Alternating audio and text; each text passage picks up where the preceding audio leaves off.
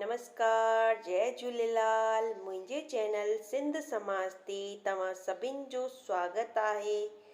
इहो तव्हांजो पंहिंजो चैनल आहे जंहिंमें तव्हांखे सिंधी कथाऊं सिंधी भाषा में मां ॿुधाईंदी आहियां।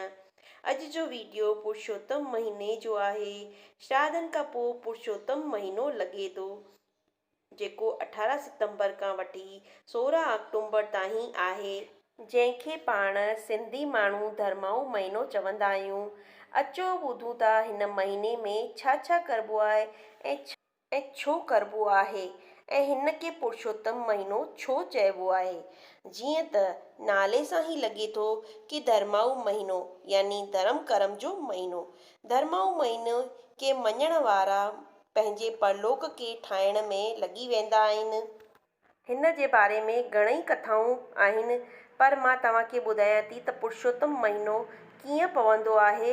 घणई माण्हुनि खे ख़बर हूंदी त हर महीने में हिकु संक्रांति पवंदी आहे। जंहिं महीने में संक्रांति न पवंदी आहे उन खे ई मलमास या अधिक मास चइबो आहे। धर्माऊ महीनो हिन वार चातुर्मास में पियो आहे। उहो चातुर्मास 4 महीननि जो थींदो आहे, पर हिन वार चातुर्मास 5 महीननि जो थियो आहे। घणनि सालनि खां पोइ ई संयोग थियो आहे। उअं बि पाण चौमासो रखंदा आहियूं ऐं 4 मास व्रत पूॼा पाठ कंदा आहियूं। उन में ई पंहिंजी नवरात्रि, कार्तिक, ॾियारी ऐं व्रत त्योहार ईंदा आहिनि। पर हिन महीने में व्रत पूॼा पाठ जो फल 10 गुणा वधीक आहे। धर्माऊ महीनो यानी पुरुषोत्तम महीनो कीअं आयो आहे, मां तव्हांखे उहा कथा ॿुधायां थी। धर्माऊ महीने जे विषय में 2 कथाऊं आहिनि। हर महीनो हर हिकु देवता खे विरायल आहे, त यानी कि हर देवता जो हिकु महीनो हूंदो आहे। जॾहिं सभिनि देवताउनि खे महीना विराइजा पिए, तॾहिं कंहिं बि देवता हिन मलमास खे खणण लाइ तयारु कोन हो, छाकाणि त हिन महीने में को बि शुभ कार्य कोन करिबो आहे। तॾहिं सभिनि देवताउनि मिली करे भॻवानु विष्णुअ खे प्रार्थना कई। तॾहिं भॻवानु विष्णु हुननि जी प्रार्थना स्वीकार कई ऐं हिन महीने खे भॻवानु विष्णुअ जो नालो यानी कि पुरुषोत्तम नालो ॾिनो वियो। भॻवानु हुनखे आशीर्वाद ॾिनो कि सभिनि महीननि खां वधीक हिन महीने में कयल कर्म धर्म जो फल मिलंदो। तॾहिं खां हिन महीने जो नालो पुरुषोत्तम मास रखियो वियो। ॿी कथा तव्हां सभिनि खे पतो हूंदी, तॾहिं बि मां तव्हांखे ॿुधायां थी।